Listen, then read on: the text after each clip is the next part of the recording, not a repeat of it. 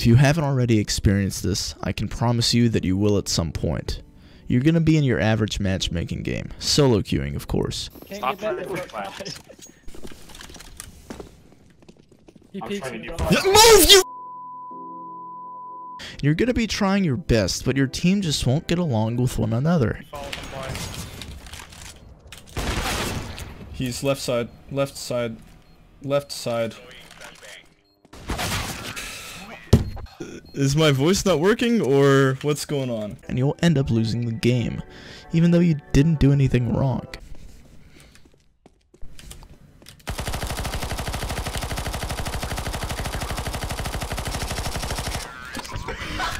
Oh my god, bro! You're gonna feel defeated and frustrated, and you're gonna feel like you need a group of teammates that will support you and play proper Counter-Strike.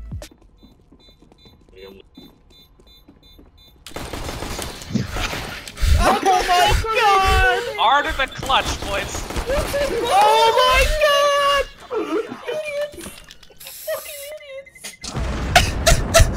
I know this feeling all too well, and I'm sure some of you do as well. But the first question you have to ask yourself before you find a team is, what role do you want to play? There are a multitude of roles on the T and CT sides: the Opper, the in-game leader, the lurker, the support, the entry, the rifler, the hybrid Opper, but which one fits your playstyle the best? Let's find out. First, we have the Opper. The Opper, well, uses the Op. It is one of the easier guns to use, so for newer players that want to become Oppers, I suggest to still always practice your rifling or you'll become too one-dimensional. You used to be able to get by with just being good with the Op. Nowadays, you have to be more of a hybrid type player where you're good with the Op but also good at rifling. Never dedicate yourself to one role unless you are at the skill level where you want to stay. Once you start ignoring other roles and other ways to improve, you're basically giving up on improving overall as a player. As an Opper, sometimes you will have to entry onto sites for your team, while other times you will need to stay back and play more of a support role.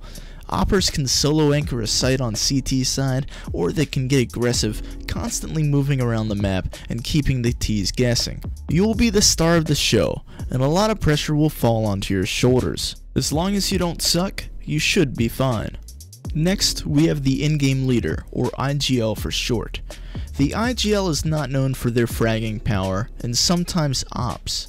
As the IGL, you will have to create the strats, call the strats, and make sure each player is doing exactly what you want them to. As you can probably guess, the IGL is the team leader not only in-game, but also out of game.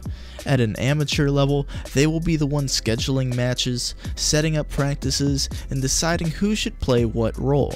In my opinion, every player who wants to play Counter-Strike in a team environment should at some point try being an IGL. They'll most likely hate it, but it will give them a newfound respect for the position and potentially a better outlook on the game itself. The reason why most people hate being the IGL is the same reason they are not known to frag well. It's very stressful. If you lose a game, it all falls on your shoulders. Maybe you didn't put your teammates in the best spots possible. Maybe you called the wrong counter strat.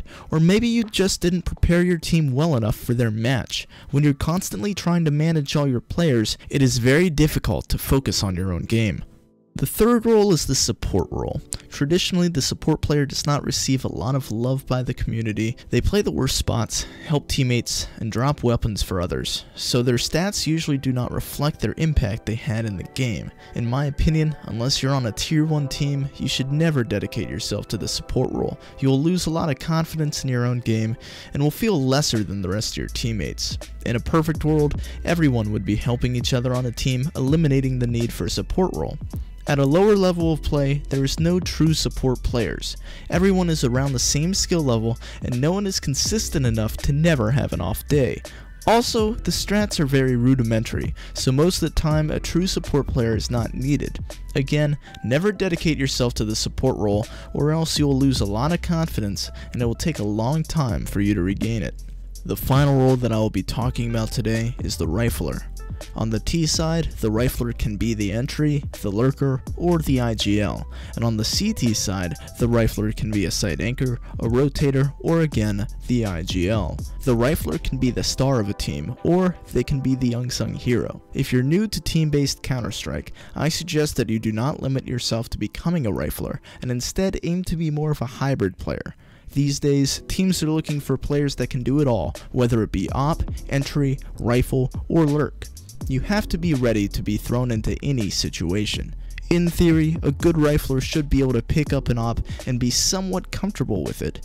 You never want to become a one-dimensional player and limit yourself. Remember, there is always room to improve your gameplay, and you should never be satisfied with your current level, unless of course, you want to play the game for fun. But who wants to do that? Thank you all for watching, and if you like this style of video, leave a comment and let me know. I had fun making a video in this format. And again, thank you all for watching, and I will see you next time.